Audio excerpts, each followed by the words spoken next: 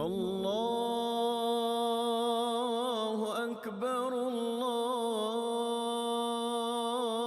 أكبر الله أكبر لا إله إلا الله والله أكبر الله أكبر ولله الحمد. Assalamualaikum warahmatullahi wabarakatuh. Tidak lama lagi kita akan menyambut Hari Raya Haji yang jatuh pada hari ke-10 pada bulan Zulhijjah, iaitu bulan terakhir pada kalender Hijrah Islam. Tarikh 10 Zulhijjah ini merupakan tarikh penting dalam sejarah Islam, di mana Nabi Adam dan isterinya Hawa dikeluarkan dari syurga dan diturunkan ke bumi sebelum berjumpa di Padang Arafah di luar bandar Mekah. Selain daripada itu, ibadah korban yang dikerjakan pada Hari Raya Aidiladha pula adalah bagi umat Islam memperingati kisah pengorbanan Nabi Ibrahim alaihissalam yang sanggup menyembelih anaknya Nabi Ismail kerana ketaatannya terhadap Allah SWT. Maka ketika anaknya itu sampai ke peringkat umur yang membolehkan dia berusaha bersama-sama dengannya, Nabi Ibrahim telah bermimpi, di mana dalam mimpinya Allah telah memerintahkannya untuk menyembelih anaknya yang bernama Ismail. Nabi Ibrahim berkata kepada anaknya, "Wahai anak kesayanganku, sesungguhnya aku melihat dalam mimpiku bahawa aku akan menyembelihmu. Apakah pendapatmu?" Anaknya menjawab, "Wahai ayah, lakukanlah apa yang diperintahkan kepadamu. InsyaAllah ayah akan mendapati aku termasuk orang-orang yang sabar." Setelah kedua-duanya berserah bulat-bulat dan menjunjung perintah Allah itu, maka Nabi Ibrahim pun melaksanakan perintah Allah SWT terhadapnya. Apabila Nabi Ibrahim dan anaknya sampai ke tempat yang dituju, Nabi Ibrahim merebahkan anaknya dengan meletakkan iringan mukanya di atas tumpuk tanah. Nabi Ibrahim menutup matanya dengan cara yang dirancangkan oleh anaknya. Maka Nabi Ibrahim pun mengangkat pedang dengan kalimah Allah, lalu memancungkan pedangnya pada leher anaknya.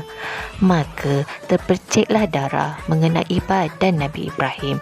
Dengan tangan dan badan yang menggeletar, Nabi Ibrahim membuka penutup matanya. Namun alangkah terkejutnya apabila melihat yang disembelih itu bukanlah anaknya, melainkan seekor kibas. Dengan memuji kebesaran Allah SWT, kedua-duanya pun berpeluk sambil bersyukur kepada Allah kerana memberi kekuatan untuk melaksanakan amanah yang diperintahkan oleh Allah SWT.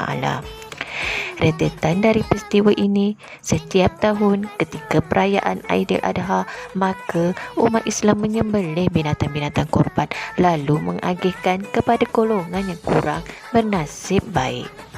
Amalan ini adalah satu amalan yang sangat disukai oleh Allah SWT.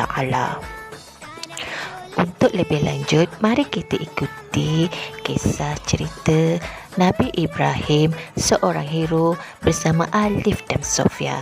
Jom kita tonton. Nabi Ibrahim seorang hero? Wah, mesti best cerita ni. Nabi Ibrahim adalah salah seorang daripada Rasul Ulul Azmi. Tapi Ulul Azmi tu apa, Mama? Ulul Azmi tu gelaran kepada Rasul terpilih yang sabar dan tabah dengan segala ujian. Ujian yang macam mana, Mama? Ujian yang dihadapi seperti kaum yang menyakiti mereka dan alami kesusahan dalam berdakwah melebihi para nabi yang lain. Oh, macam tu rupanya. Kalau nak tahu, antara ujian Nabi Ibrahim ialah baginda ditentang dan dihalau dari rumah oleh bapanya sendiri. Kesiannya, Mama. Nabi Ibrahim ialah bapa Nabi Ismail dan merekalah pengasas Kaabah. Kaabah tu kiblat orang Islam kan Mama? Ya Sofia, Allah telah menjadikan Kaabah beberapa kelebihan seperti hubungannya dengan dua rukun Islam, iaitu solat dan haji. Terdapat firman Allah Subhanahu Wa Taala lagi, maksudnya, dan ingatkanlah peristiwa ketika kami tentukan bagi Nabi Ibrahim tempat Kaabah untuk membinanya. Lalu kami berfirman kepadanya, janganlah engkau sekutukan sesuatu pun denganku, dan bersihkanlah rumahku Kaabah ini bagi orang-orang yang tawaf dan orang-orang yang berdiri dan yang rukuk serta yang sujud mengerjakan sembahyang. Surah Al-Hajj ayat ke-26.